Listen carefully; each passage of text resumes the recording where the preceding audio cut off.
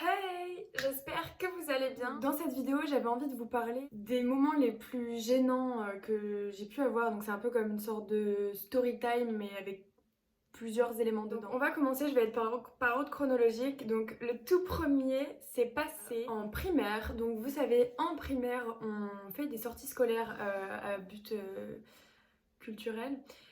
Et on rentrait donc dans cette sortie. Et en attendant nos parents, on peut tous jouer dans la cour. Moi, je m'en souviens, j'étais avec des camarades, je saurais plus vous dire parce que c'était en primaire, c'est juste un événement qui m'a marqué. Donc on jouait avec mes camarades, on était là, on courait et tout. Et on jouait au jeu toi-même, tu sais, les garçons attrapent les filles. Donc moi, j'étais en train de taper mon meilleur sprint et tout. Et là, frère, je me retourne. Il y a quoi qui tombe? Un truc qui tombe de mon pantalon. Une culotte. Je m'en souviens pas exactement, je vous raconte approximativement. Je me souviens de cette scène où je me retourne et il y a le boug là et me regarde. Il fait qu'est-ce que c'est? J'étais en primaire pour vous dire. Le mec a eu la meilleure réaction qu'il aurait pu avoir. Qu'est-ce qu'il a décidé de faire? De la prendre et de la mettre sur sa tête. Et il courait dans la cour comme ça avec ma putain de culotte sur la tête. Moi j'étais là genre non, rendez-la moi, c'est pas drôle et tout. Du coup ils me l'ont rendu. Et en fait ce que j'ai su après en rentrant, quand j'ai raconté à ma mère, elle s'est littéralement foutue de ma gueule. En fait elle m'a dit que en plus de ça la culotte était sale. Et je peux vous dire que sur le moment j'étais vraiment très gênée. Bon après j'étais en primaire donc bon en soi voilà. Mais c'est vrai que c'est un passage de ma vie que je trouve assez bizarre quand même. Et je trouve assez drôle. Donc voilà. Pour la deuxième, on avance un petit peu plus loin et je suis au collège. En sixième. Donc en fait moi au sixième, faut savoir que j'étais la fille genre toi-même tu sais, hyper moche, dégueulasse, qui personne parle, qui a pas de pote frère. Vraiment genre j'avais bien sûr un crush.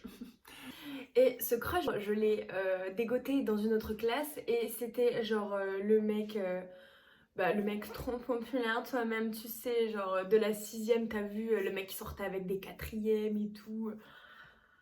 Puis moi, j'étais là à côté, genre, salut. J'étais absolument genre, waouh. J'étais pas amoureuse de lui, mais genre, juste, je le trouvais trop beau et tout. J'étais en mode, putain, pourquoi je suis nulle? Pourquoi je suis mou? Pourquoi je suis moche? Genre, il s'intéressera jamais à moi, tout. Laura et ses idées de fou malade, qu'est-ce que j'ai décidé de faire avec une copine qui avait elle aussi un crush? On leur a écrit une lettre. Moi, le midi, en fait, il y en a qui mangeaient à la cantine, dont le garçon en question. Vous savez quoi? On va les appeler Serge. Donc, comme Serge était mangé à la cantine, il aurait su, il allait recevoir mon mot à la cantine. Et moi, en fait, pendant qu'il allait lire, j'étais chez moi en train de grailler.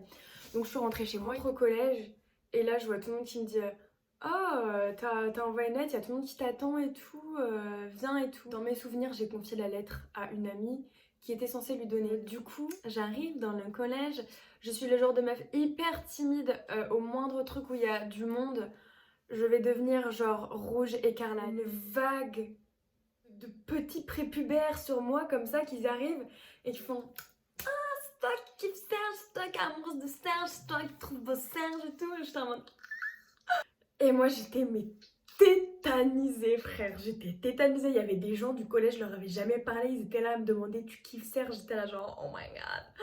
J'étais toute rouge, j'avais une parque à violettes ce jour-là, je m'en souviens, elle était ultra moche en plus. Jamais il aurait pu me pécho. Hein. Le mec il m'a totalement recalé, genre j'étais totalement trop moche pour lui. Motherfucker. Ça m'a donné une petite claque, hein, mais bon, comme on dit, voilà, c'était ultra gênant pour moi. Enfin voilà, pour la dernière anecdote, on part sur un date en seconde ou en première, mais alors ça je m'en souviens plus en fait, c'est ça le truc. J'avais un crush au lycée, je pense que ça c'était un de mes trucs les plus gênants de toute ma vie. Aux yeux bleus, vous voyez genre vraiment trop le boug, trop BG et tout. On va l'appeler Hervé. Ouais bref, moi j'avais un peu glow up mais pas de ouf quoi. Du coup, avec des copines, on a essayé de lui faire comprendre que j'étais sa crush et tout.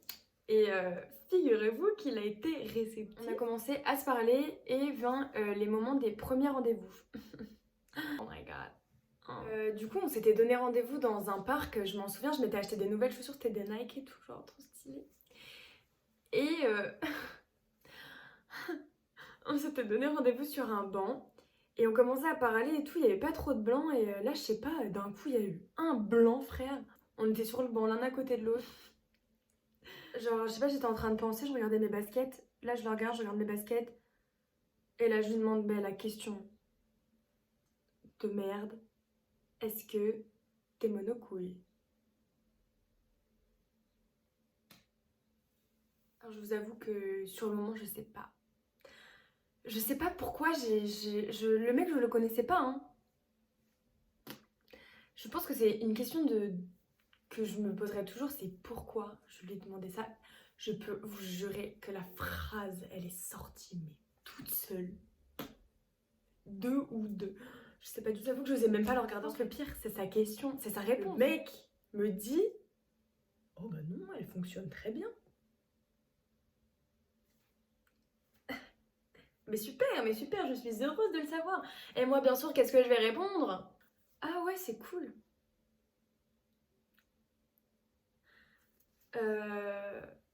Bon, c'est une question très gênante, on va pas se le cacher, mais j'ai quand même réussi à sortir avec lui un mois. Je sais pas s'il a ressenti de la gêne, j'ai jamais pu en parler avec lui, jamais pu lui demander, genre j'étais en mode mais qu'est-ce qu'il a pensé dans sa tête? C'est pas du tout des questions fréquentes que tu demandes à un date. Enfin voilà, j'espère que la vidéo vous aura quand même plu. J'ai encore plein d'autres anecdotes de moments gênants de ma vie. Et si vous voulez une autre vidéo de mes moments les plus gênants, n'hésitez pas à me le dire en commentaire, à lâcher un j'aime et à vous abonner. J'en referai avec grand plaisir. J'espère que la vidéo vous aura plu. Ciao!